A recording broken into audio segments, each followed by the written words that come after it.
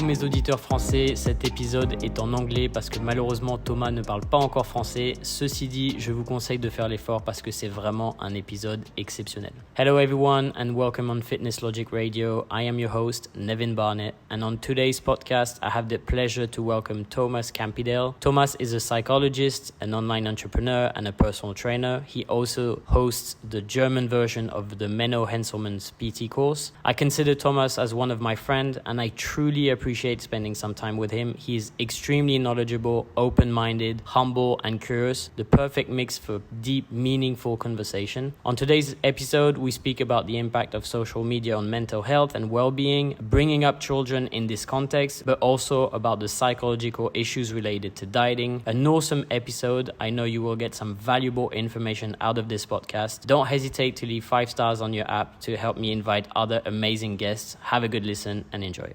Thank you for joining us on the podcast, Thomas. For people who don't know you yet, could you maybe briefly introduce yourself, tell us what you do, what you're passionate about, what you are about?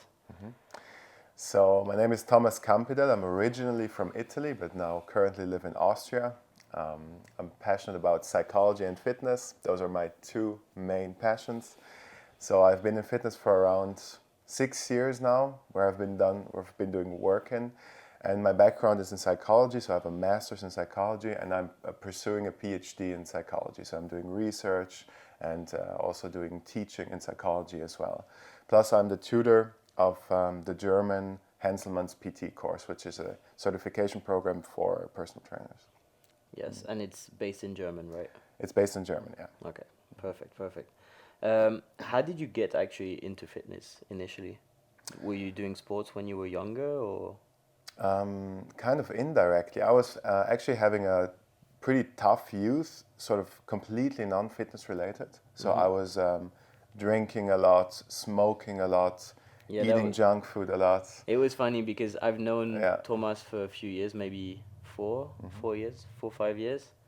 And when you told me that, it was at the complete opposite of how I saw you or how I knew you in the context I know you. So yeah, I was smoking 1.5 packages a day. Yeah, that's crazy. I was completely just going, by the moment.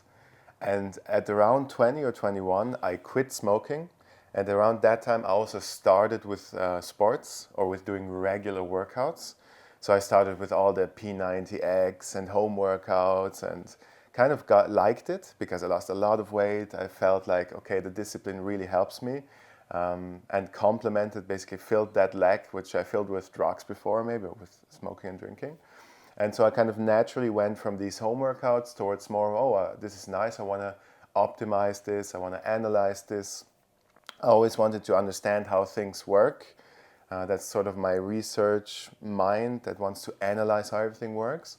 And I applied that to fitness as well, and then I came into the more evidence-based field, and I went from there, essentially. Yeah, I think you really correspond to the motto, keep curious. Keep curious, yeah. You're always asking questions about everything. You like to know things, you like to learn things on a daily basis, and we really see that in the way you function. And I think it's something very valuable to keep interested in anything, so you can learn about everything all the time, and that makes how you are able to do what you do today.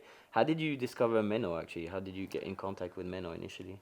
So from all the content I read and consumed, Menno was one of the only ones who had any logical or had the best logical argumentation when he was speaking. Many others were just throwing out hypotheses or coming to conclusions based on tradition, based on what everybody else was saying. Some things didn't make sense or were even contradicted or did contradict themselves. And so Menno was one of the only ones where I went okay, this makes sense, this makes sense, this makes sense. Let's follow that guy. And then consumed some of his content, read his articles, applied for coaching because I wanted to know what is this about. And that opened a whole new world of how you can apply different methods, research-based methods. Went to a seminar that he gave, talked to him, came into contact more with him, and then applied for a research position. And ultimately co-authored the course and became the tutor of the course. Nice. And it was like... So it was not only the German name, right? No, wasn't. So I think psychology has a great advantage in terms of fitness, but I would say even more, especially for nutrition. How do you use today your psychological background inside that area of expertise? So what I found over the years is that many of the nutritional problems that we face are ultimately a behavior change problem or like a behavioral change procedure. And most behavioral change procedures start with essentially more self-awareness about your thinking patterns, your behaving patterns. Even more so than with training, with nutrition, it's many people use nutrition as a coping mechanism, right? So what research finds is that most people who overeat, for example, also have problems with dealing with emotions. There are some other characteristics that those people face or have, but dealing with emotions and dealing with difficult states is one of the big parts that I've also encountered in my coaching, right? So if you speak to people and you hear in their communication how they speak about situations, how they frame, how they approach their eating. So I had to have this, I didn't feel like it, so I ate this, right? So you get sort of the gist of that there might be some emotional coping mechanism behind it. And so what I try to do is I try to teach people sort of different perspectives on eating or how they can view their eating behavior or their lifestyle change in general. And so indirectly they learn sort of meta skills that help them in other areas because they become more flexible. They cognitively they can switch more easily from one mode to the other, which is really important for mental health, to have this cognitive flexibility. And so it's nutrition and psychology are very much linked, in my opinion. Yeah, I think this was my biggest change of point of view because I've been coaching nearly not far from 10 years now. And initially I was very theory based on, tracking calories, micronutrients, and I was like, yeah, like I'm just gonna implement that with someone and the result will just follow, calories in, calories out. Yeah. Without taking into account the kind of holistic approach of okay, if this person is largely overweight, it's not only the bad eating habits, there's maybe much more behind, as you were saying, like as a coping mechanism to deal with like negative emotion, For sure. self value, like a lot of things that can be going through their nutrition. And that is very problematic because as a coach it's not always easy to detect those issues and being frustrating of not being able to help someone. There's a big trend in France speaking about like eating disorders. Unfortunately, often you hear that like counting calories is responsible for eating disorders. Could you maybe like speak a bit about that and explain like what's your point of view on that and maybe how we can help people who are struggling a bit? So yeah, that's an interesting point that you mentioned, like counting calories. If I go into that, saying that counting calories is responsible or is largely responsible for eating disorders is very similar to saying going to the casino is the fault for gambling addiction, right? Most people who are addicted to gambling or who have a trait that makes them prone towards that addiction obviously will show the gambling and will go to the casino. And we know that most people who are very like anorexic or have a sort of like a big problem with eating, they will very much restrict, they will be very thorough with what they eat and limit portion sizes on a regular basis. They never eat to fullness. But so counting calories per se is not the problem. It's mostly how you approach the counting calories. So I think what we underestimate sometimes, because we are long into fitness, is that if someone starts, they have a very narrow view of what works or what fitness is. So they try a very small approach. So for example, they know that calorie counting works and cardio works. Or sometimes a very restrictive. Very restrictive, whatever it is. Some are better, some are less well off.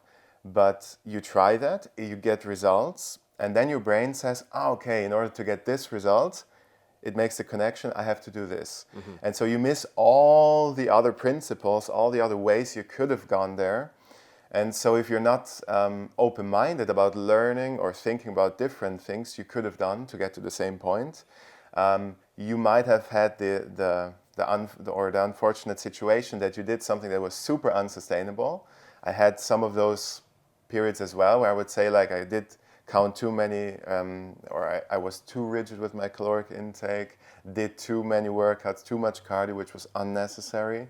I think it's part of Right. everyone's journey, in a sense. In a sense, Like, I think you went through that, I went through that. I was too OCD about like my macronutrient breakdown, being like, I went over a certain macronutrients, like it's not optimal and everything, and I think it's important to note to people who are going through this journey that like adherence and being consistent on the long term and being able to sustain a diet, an approach, a calorie deficit, a calorie surplus is the bigger picture and is what gets you results. It's not skipping a workout is not going to be problematic. Having issues with the calorie intake on one day is not going to be problematic. It's just accepting that like life is not perfect. Just some things happened. It's just your mindset regarding those steps. It's like, okay, I did something that was not towards my end goal, so it's okay. I'm just going back to my good habits and implementing and understanding that like if I work out regularly for the next years, I'm gonna get to the physical status I want, and the same for my nutrition. For sure, yeah. And what you were saying, like about the client communication, depending on the client, and this is something you will have to figure out about who you're working with, what your target audience is, what the specific characteristics of the single client are. You might have to throw in sort of not disclaimers, but give more context to what you're saying. So if you recommend certain macros to someone who you know is very obsessive, who you know will take this to the gram, and it will cause problems if they do this for 3 weeks, there you might have to throw in, you give them a range, or you say if one day you go over even by a couple of 100 calories, that's no worries. That's ultimately, it will not be a weighing factor. And that's something you have to play with. The other point you were saying was also really good. Like you can't expect life to be perfect, and many things we do in nutrition are ultimately a reflection of how our brain makes sense of the world. So, if we have a very a very primitive way of interpreting happenings and situations, we might think like the world needs to be fair. Everything needs to be perfect so that I'm not anxious, right? Yeah, I do too. I would like the world to be fair place. Fair place and smooth and perfect, right? That's like a wish that we all have in order to just save us stress and anxiety. Yeah, absolutely. Right? So but ultimately, no, life is not fair. The sooner you accept that not everybody can get the same results, that some people might have to work harder, some people are smarter, some people have better background, genetically, whatever. That's the first one. And the second one is like, if you try to do things perfectly, that's ultimately not sustainable, because also not in line with reality, not in line with life, how life works. And so what happens if you get sick, if something stressful happens, you cannot sustain the perfect approach, right? So you have to, the sooner you can get rid of those two ideas, that life has to be fair and perfect, the easier we'll have it long term. It's super interesting that you went on that subject, because it's actually a subject that we wanted to speak about. And the problem is we evolve more and more in a world through social media, because social media is now a big part of our lives. We were talking about it, and the fact that for example, you need to use social media to make the Henselman PT course in German grow. So it's not something that you really can decide today. It's something that is a bit imposed on you. And we know that on social media, perfection is displayed right and left. It's like everyone has that perfect life. Everything is good for them. They get their goals. They are successful and everything. And the problem is like when we put ourselves out on these social media as a human being, because we are imperfect. This is the reality. It's hard for some people to accept that like social media is not reality and that they don't have like external validation because they don't feel perfect like what they see. So how can we behave, how can we like work on ourselves and kind of understand that, because a lot of people know, for example, that like pictures are photoshopped, that like most influencers like and I know a lot, most influencers like actually photoshop their pictures. You can see some people coming out with like actually outing some of these people, showing like, oh look, like her waist is not as thin as that, or for sure. his shoulder is not as big as that, like etc etc. But even though that we know that it's not reality, it still gets through our eyes in our brain, and it resonate with being like, I still want to be that, even if it's not real. How can we like work with that?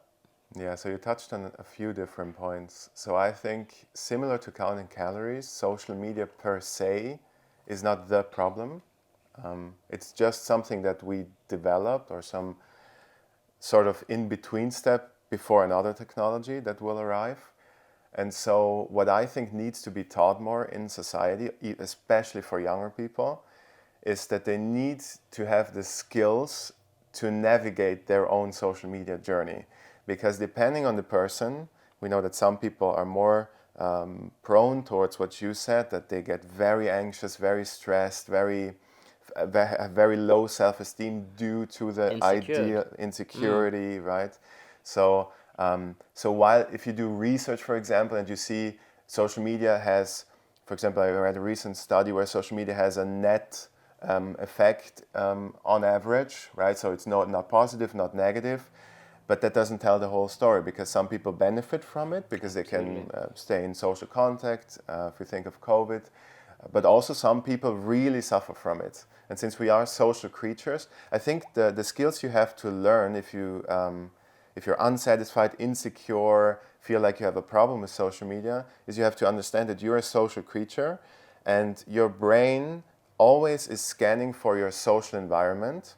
So if you spend a lot of time on social media, you have to be very aware that those people are very much like your tribe. And if they are constantly telling you they're better than you should be doing this, you should have this, you should make this amount of money, you should have this education, it can be really tough on you because you only have that perspective, right? And as we talked before, it's similar to like the world needs to be like this. That always is a recipe for failure.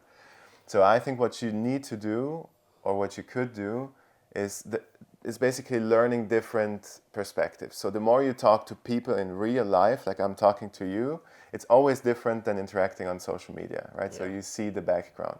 Like talk to different people. Talk to people who have a large social media following. Most of the time, or often, they're not as happy as they seem on social media. Oftentimes, they're even sadder than people who don't have social media, right? So that's true from my experience. Like, right? Unfortunately, I've seen that like a lot of people with big followings are not living the life that you would imagine. Yeah. Very anxious people, struggling with insecurities just as much as anyone else. Yeah. When most of their following are seeing them as the perfect example of success, in terms of physique, in terms of business, etc. And it's always interesting because like I think unfortunately as you grow on social media, you do kind of associate your value as a person as how much following you have, how much following you're able to get, and having that like external validation again, which is a bit problematic because you fall into that fear of other people's opinion, right? And it's like, oh, if am I really myself, or am I like constructing that Yeah. perfect person, which is not really it kind of an image that I want to see of myself, but it's maybe not the reality of who Yeah. I am. I would also even say, and this is a thought that I have, that on social media, while good content usually does well, also a lot of shitty content does well, just because we're sensation seeking. So please don't confuse like a viral video being a good video, because you could have like the most idiotic thing But that that's has what no the brain value. associated. Exactly, that's what the brain likes it short term, so it thinks it's good, it likes it, but it's actually not contributing to society in a larger sense, I mean, right? you see it with like fail videos Fail work video, cat better. videos, yeah, exactly. They work better than like successful video for the same physical, you For know, sure. or maybe like on a motorbike or whatever. Even I watch these and I'm like, oh wow, that's incredible, you know. Yeah. And you can see it with the development of stuff like Jackass, you know, like 10, 15 years ago. Like they were just failing because they knew that like people would be obsessed about like watching those shows. I know, Um, I'll go a step further, and because you are a father, so you're gonna have to make some choices regarding your child towards social media. And how are you gonna prepare your child in that aspect? Like how are you gonna manage the fact that like you know that she's gonna be on social media at one point? It's even though if you don't want her to do it until like 18, at one point it's gonna arrive. But how are you gonna prepare her so social media doesn't impact her as negatively like could like some people? I think it's difficult to teach her these principles directly, because I think it comes more down towards just the way you communicate to your child, to another person, to give them the deep sense, the unconscious sense that they're worthy as they are. You accept them the way they are. If they have that as sort of this, in psychology you often hear this word in German, it's called Urvertrauen, which is like the basic trust, the ancient trust that a child has. The more of that the child has, the better or the more shielded it is towards external things happening. Plus, what I also think is important is that the child, or even the adult in some cases, just fosters real life relationships. If you see that your child is just on the phone, maybe nudge them towards, forming relationships by doing something that they like. Just basically sort of indirectly showing them values, displaying them what real connection looks like, so that they don't fall too much into the trap of the shiny object of social media, where there's everything is good and cool, which is obviously not the case. And you were saying about craving external validation on social media. I think that's a skill that many people need to develop. I think it can be valuable to get feedback on social media, but I think you have to counter it, or balance it at least with real life feedback, because in real life people will be just much more, what's the correct term? They will be just honest is probably not the term, but it will be just a much more realistic and natural interaction that you will have with people. And you will see if people don't like what you say, or you're too aggressive, they will sort of non-verbally move away from you. And if people are friendly towards you, or you're very charismatic towards them, they will come to you. And this dynamic of like non-verbal behavior that animals have too, you don't have that on social media, because you're often talking against a wall, right? Against the camera. That's why you lose a lot of You like, lose a lot of dimension. I think Yeah. a lot of people portray it as maybe energy, you know, like, oh, I have a good chemistry with this person. This Exactly. person has a good energy and everything. rhythm. And it does come a lot through movement, through a lot of things that like we maybe can't point at, but like that we feel as animals, I would Absolutely. say. And that's super important. And what about this shift? Because like we were speaking about study where like children were asked like what they wanted to do in the future, and there was like it was like a epidemiology study over like 17 years, and there was a clear shift between children saying that I want to be,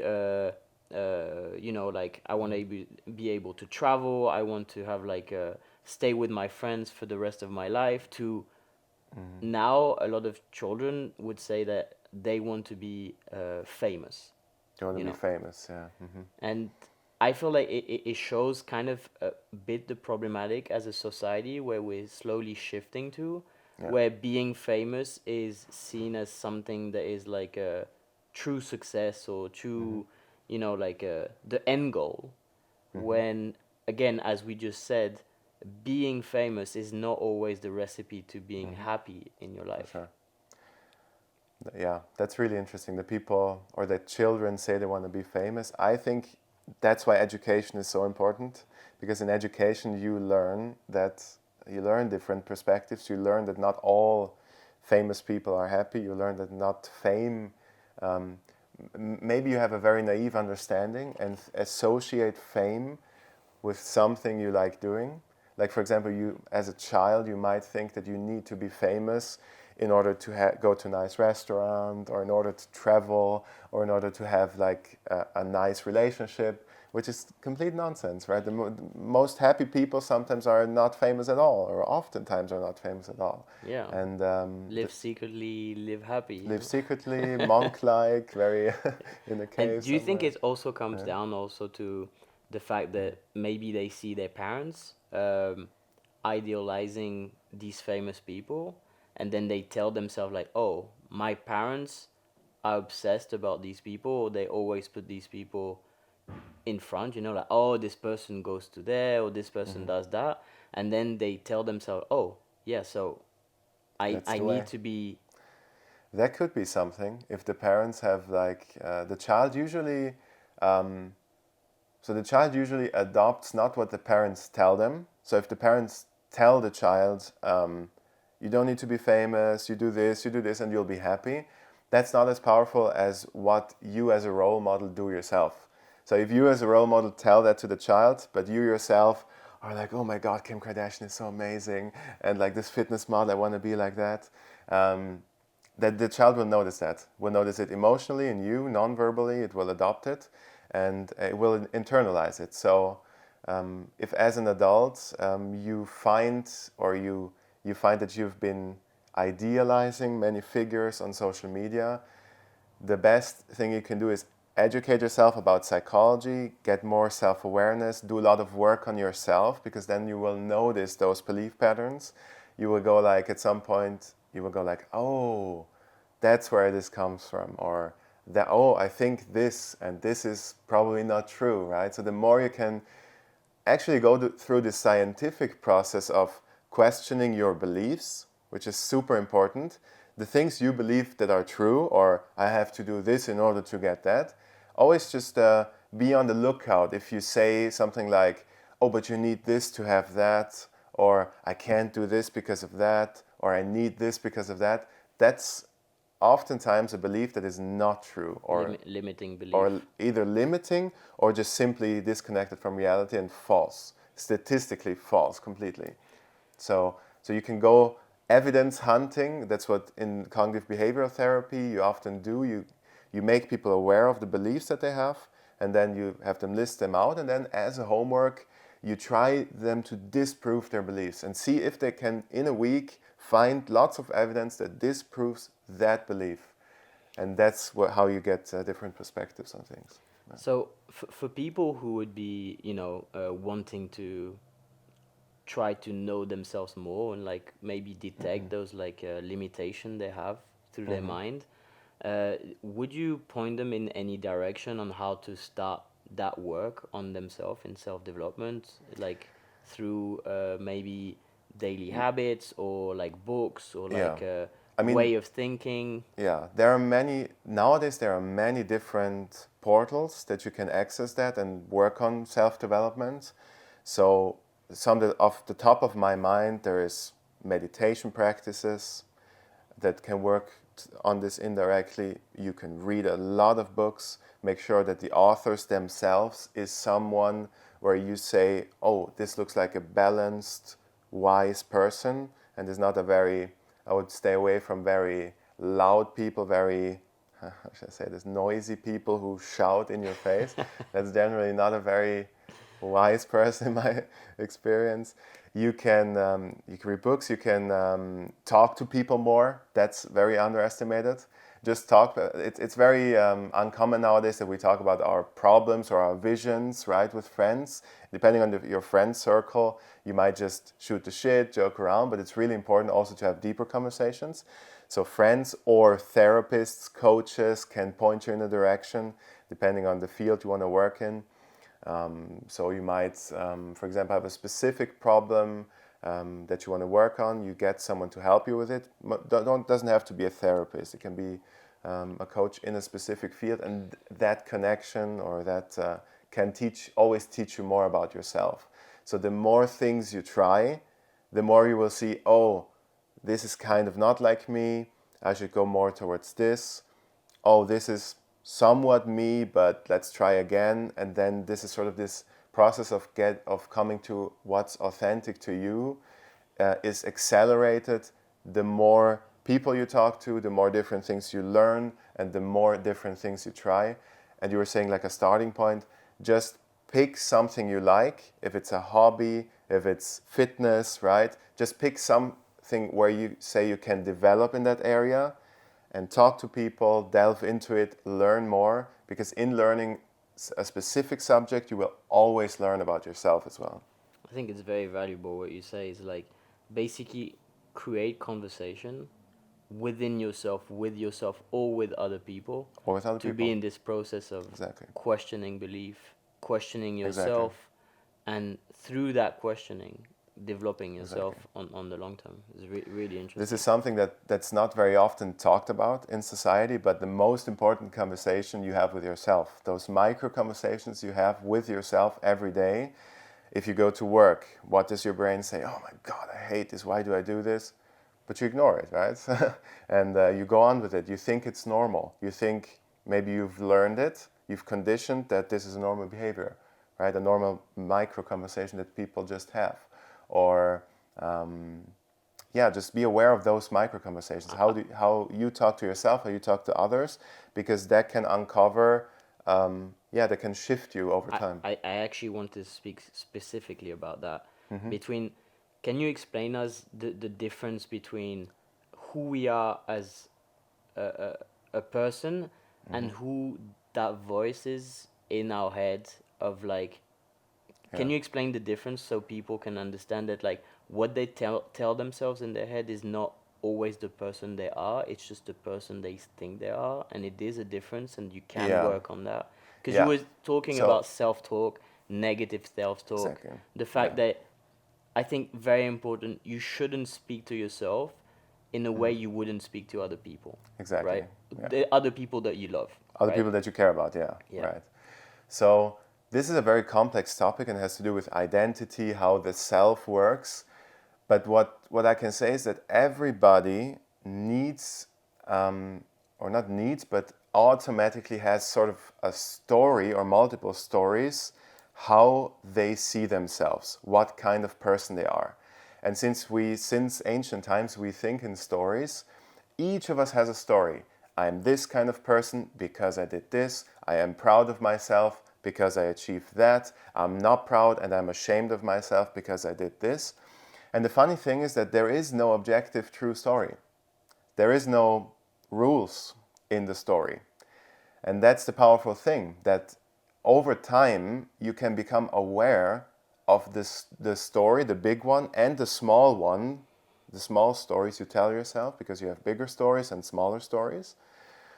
You can work on the interpretation of that story. So while over time the story might not change completely, it can shift into another direction that is a more healthy way of interpreting certain things. And so you can work on creating a better story, becoming a better artist of your own book of life. Okay.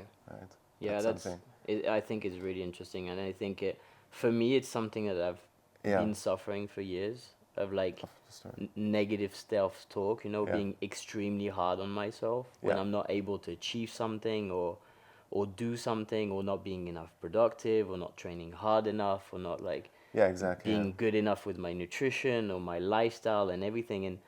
Yeah, And so yeah, can I use that as an example? So if you have the goal, you want to train well, you want to earn a lot of money, you want to do well for yourself, per se, that's a good goal, right? But if you frame it as like perfectionism, I always need to put my best effort in, I always need to do this or that, then you discount the realities of what most people face, in that you can't do it perfectly all the time. You might have certain traits, because that's just that comes with your biology, that you fall off the wagon, something is not sustainable. So like you might find out that you can only work 1 or 2 hours on a certain project, and then you have to take a break.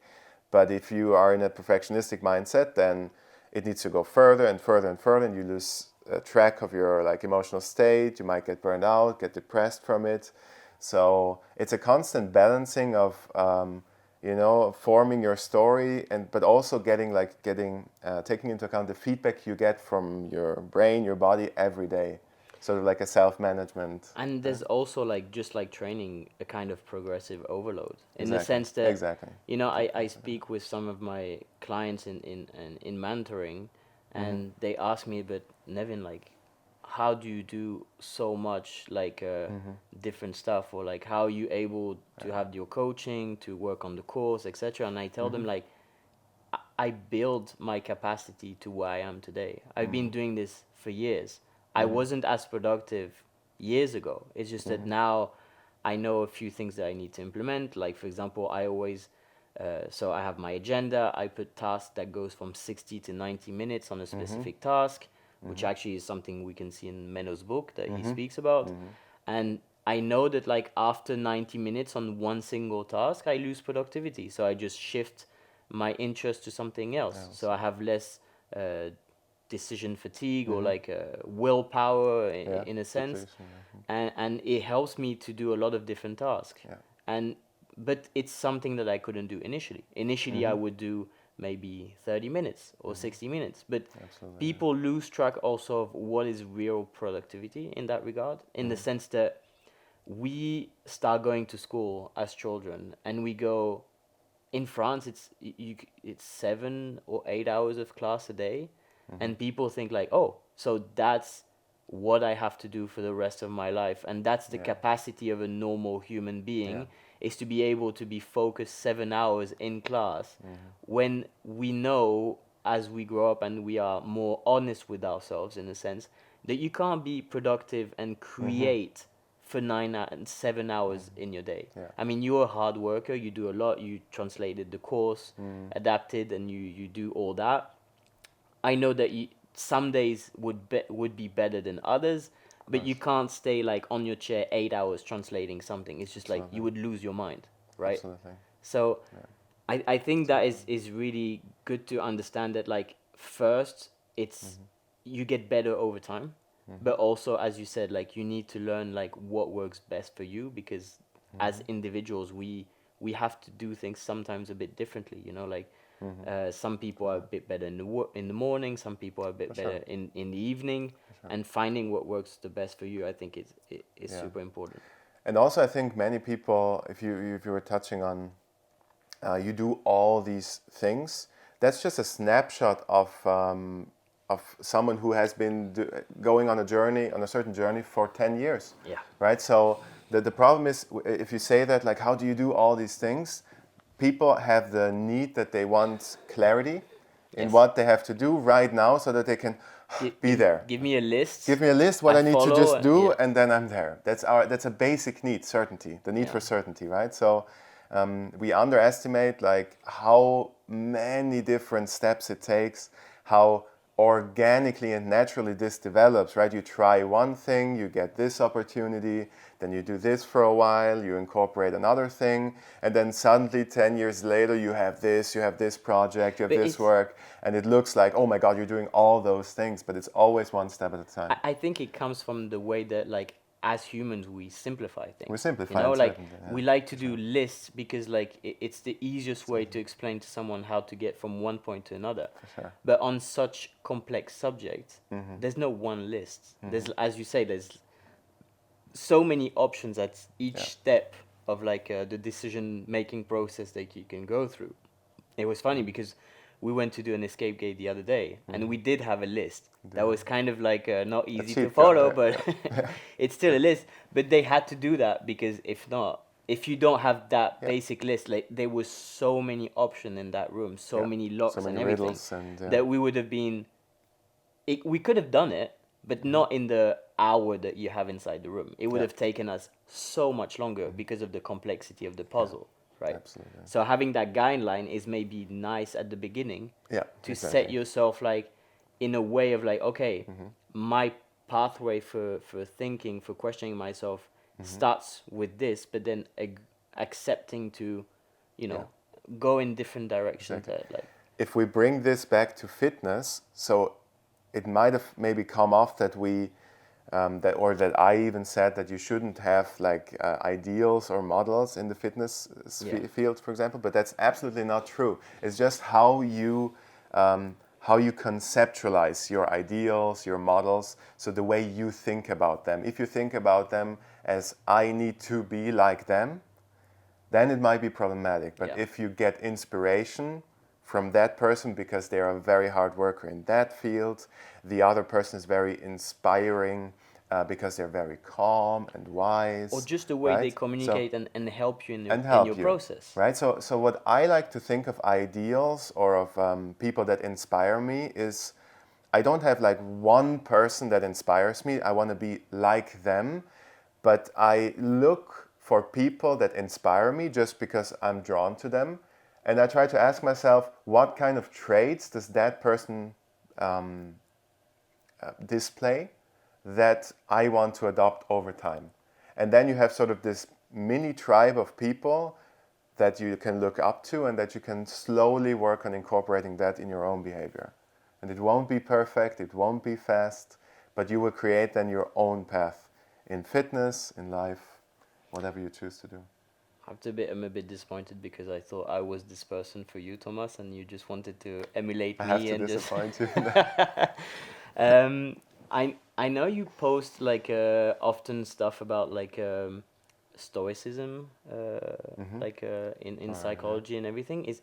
Is there something that like in regards to all the subject that we've spoken about external validation, about control, etc., that maybe could help us in that way of thinking, or like some tools that people could maybe implement that comes from or other psychology and philosophy approaches, because you have like a lot of knowledge in that aspect, and people like to look forward but sometimes forget to look a bit backwards on what like a lot of stuff that has been written, like thousands of years ago, like if you just look at Seneca or something like that, had already kind of tools or way of thinking that can help us today in like the challenges that we're facing in a sense. For sure. I mean, I don't want to give specific recommendations for books or for tools. I mean, the tools really depend on the person and the context. Yes. So I can tell you what I do.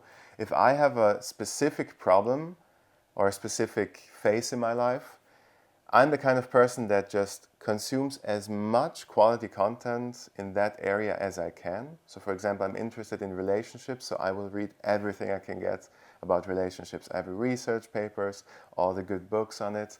And then I always try to find, that's what I've learned from mentors, but also from my family and my parents. I try to find my own footprint for that topic so that I can say, okay, if this happens in life, if I don't know, I lose a job or someone leaves in your life, you have found a way of dealing, of coping with that in your own manner. And for Stoicism works well for me because that way of thinking resonates with me. I know a friend of mine says like, oh my God, all these Marcus Aurelius quotes, I hate them, I don't like them, it's stupid, it doesn't match me. And yeah, okay, that doesn't work for him. Yeah. So that's why it's really tough. Also, as an educator, he's still your friend. He's still my friend. Yeah, we have different views on some things. We have, but it's important to point it out, right? Yeah, absolutely, absolutely. So as an educator, I don't like to give like specific rules or you need to follow this type of thinking or this tool will help you. I just try to do the same as I would do, which is give people many things that they can choose from and in a specific area, and then they will take what's valuable to them. And that's sort of been my approach. It might not be optimal, but it's in some areas. But that's sort of what I think education should do. It should point you to many directions so that each one, depending on the phase they're in their development, in their maturation process, can pick from. Sometimes it might be a simple, more superficial quote, right? That really resonates with you and gets you going to work on something or to do something, to work on your health, your relationship. But oftentimes it's something very deep and very reflective, as you said, about the past. So I think it really depends on the phase you're in. If you want to go super deep philosophical or super practical, there are many daily blogs you can follow for practical daily tips. I think Seth Godin's blog is a really good example Really? of that. Yeah, Interesting. he has like very short paragraphs, how life kicks you in the butt, and then a short paragraph, what many people always think but is not true, and then a short paragraph. So that's something nice that you can There's implement every day. the Daily Stoic also, Ryan Holiday. Have Yeah, you read right. his book? I think I've listened to audiobook of his. Okay. Yeah. Okay. Yeah. If we rewind back to eating disorders, like I know we had a discussion the other day about like maybe again coming back to a list or like at least some aspects that you should look into either as a coach, you know, like maybe a few points that you should like ask your clients or like try to perceive, or maybe people who are going through like a kind of struggling in their relationship with food. Could you maybe pinpoint a few things that you should pay attention to in terms of that, like The characteristics of. yeah, kind of. So, disclaimer first: if you know you have an eating disorder or you have a client with an eating disorder, you should always seek professional help in terms of like a psychotherapist who is specialized in eating disorders, because there are really good therapies that work specifically for that disorder. Having said that, every disorder is on a continuum where you have multiple traits that drive you towards that end or the more healthy end, if you will. And so some of the characteristics that we know of that might prone you towards overeating, for example, which is one, not towards eating disorder per se, but towards overeating, is having patterns of restrained eating behavior. So we talked a little bit about that, which in research this is defined as you're unhappy with your self-image. So what you do is you restrict very harshly your food intake, but it's super unsustainable. You can't do that for very long. And then you go back towards binging and super disinhibited eating. So the pattern is inhibition followed by disinhibition. Inhibition followed by extreme disinhibition. So if you show that pattern, that might be a risk factor for overeating, for developing an eating disorder. Being female, funny enough, is a risk factor. We know that females have this much more than males just by nature, right? So this is something that Do you research think says. it's nature or it's a social construct? Might be both. Might be both. Might be a combination of both. Like the image that people display on social media, how women should look, But also maybe model look or something. the fact that tell me if I'm wrong, but Yeah. do male like value more a female on how they look rather than in terms of like not relationship but attraction, I would say. Yeah, the attraction research is interesting because it's actually for both sexes, physical attractiveness is one of the most important factors in early life mate selection. Yeah. I think that's one of the reasons why many marriages fall apart, because you get people who are very attractive early, they go together, but then their life path differs and then they break up. So if you get older, attractiveness plays less of a role, which is interesting. So that might be, a driving factor. I know. And it as you get older, it's something that you feel because like you realize that like Yeah, looks are vanishing. I mean right? yeah it's great, but like having someone that you really love for like who course. they are Yeah. and like what they bring to the relationship or like to yourself is much more valuable than like just having someone who's good looking. Yeah. But I do think, that. Sorry, I was cutting you. You said that the second trait was being the a restrained female. eating, being female. I just wanted to point that out because I don't want people to be like, oh, Thomas is sexist. I'm not sexist. He's being like, it's a female and everything. Such misogynistic. There are many males who are who also have an eating disorder, and we now have this whole new thing of like orthorexia, which is eating perfectly, eating healthy. I'm not sure if males or females do that more. I'm not up to date on that research, but it's just a risk. I'm talking about the risk factor. Absolutely. So if you have the combination, the other thing is you have problems regulating your emotions. So if you feel like your emotions are very up and down, you're not very even keeled, so sort of you don't feel very balanced, that's a risk factor. Another risk factor is having high anxiety and stress. So having in psychology the trait is called neuroticism, where we very much differ in how much we tolerate uncertainty. So some people, if they go into a high uncertainty situation, they might react literally biologically more to that, and that's also a risk factor for it, because our brain. Maybe I think a lot through breathing, you know. Yeah, maybe too. Like, for sure. You can work a lot on that. Yeah. And you can work a lot on how you interpret also that. I think a lot of like positive outcome from meditation also comes down to like breathing correctly during a certain part of the day, which I see a lot of people don't really know how to breathe, or they don't take the time to breathe. And the fact that you meditate, the fact that you breathe correctly, that you focus on your breathing, it doesn't like, take away all the self-thinking, like the questioning and everything, but just the breathing for me can impact someone so much. Yeah. I think we do that, or in my experience, I do that automatically when I train.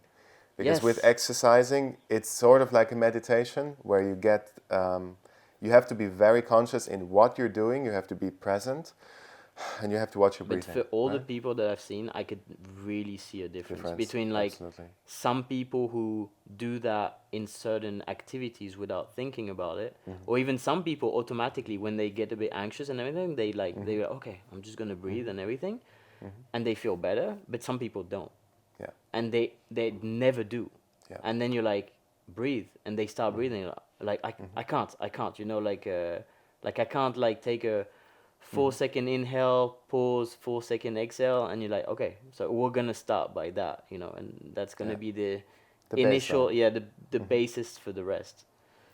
So coming back to the risk factors, we talked about that before. 2 more risk factors are if you have a very high valuation of your body shape. So if you're someone who constantly says, oh my God, did I gain a little bit of fat? I feel insecure after a big meal. You might say, oh my God, I don't feel as lean as before. If you have lots of those thoughts, that's a risk factor. And the last risk factor is if you have bad interoception, which is a fancy way of saying you have a very bad access to your emotions. Okay. So not only you have irregular emotions, but if I asked you, how did you feel yesterday? You would go like, I don't know. It's like you have no access of, oh, I feel good, I'm a bit worried, I'm a bit, oh no, I feel happy, relaxed. Like some people have better access and can verbalize it better than others. It's funny because when you ask someone how he is, I know you're very attentive to what they say in that regards. Yeah. It, like when Thomas asks you like, oh hi Nevin, he's not expecting just like good or bad. He wants like more details about it. Maybe I do that, yeah. Great, that's super interesting. I think it will be extremely valuable for coaches or for people who just feel like they don't really know, and maybe like as you say, like seek professional like attention and help. Yeah, for sure.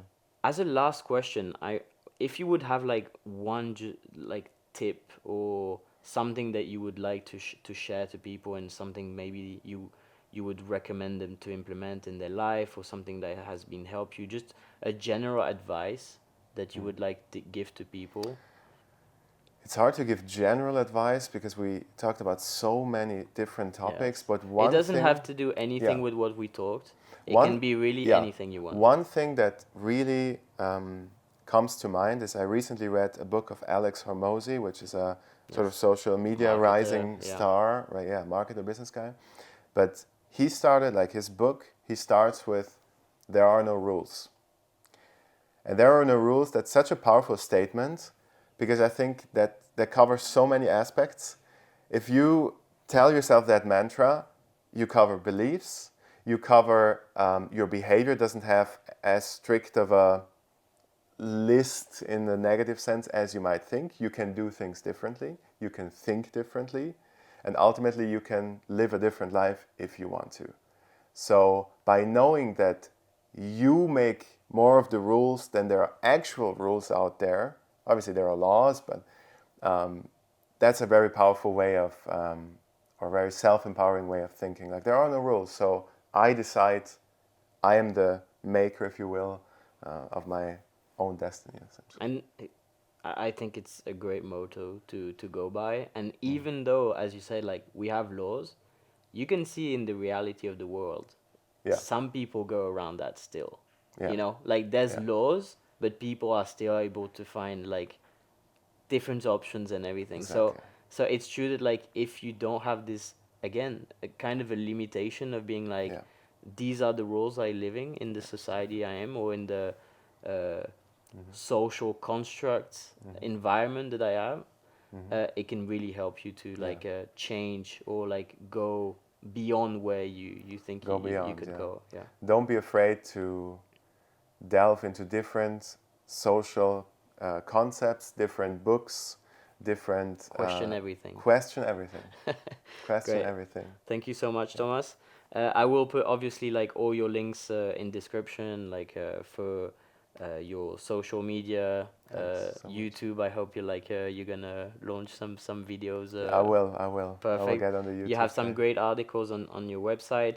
Especially if you're a German speaker, you have a lot of content for them. You also have like Reels and TikToks, which are really cool. Is there any maybe other thing that you want to like present? Is there any project that you want to speak about or like say to people before we go? Not really. Next year I'm going to do some experiments also on the topic of overeating, so be on the lookout for more information on that, because the goal will be to help people and clients even better in their approach towards healthy eating. So that's the thing. Great. Thank you, Thomas. Thank you for having me.